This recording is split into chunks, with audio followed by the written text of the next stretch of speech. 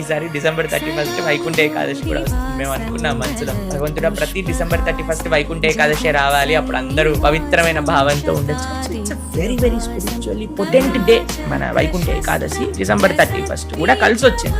ఆ రోజు ఒక సంకల్పం తీసుకోండి, నెక్స్ట్ ఇయర్ నేను ఈ ఆధ్యాత్మికంగా ఉంటాను, నాకుండే ఏవైతే చెడాలో ఆ drinking, smoking, whatever it may be, దాన్ని నేను చెయ్యను. నేను let me be transform, let me be healthy, let me be more spiritual, let me be more connected to God, let me do more సేవ. ఇలాంటి spiritual resolutions. ఒకటి చెప్తాను సుధీర్ గారు, కేవలము రెజల్యూషన్ తీసుకోవటం వల్ల పని అవ్వదు. ఎందుకంటే రెజల్యూషన్స్ తీసుకుంటాము, కానీ విత్ ఇన్ నో టైమ్ ఆ రెజల్యూషన్స్ మనం మర్చిపోతాం.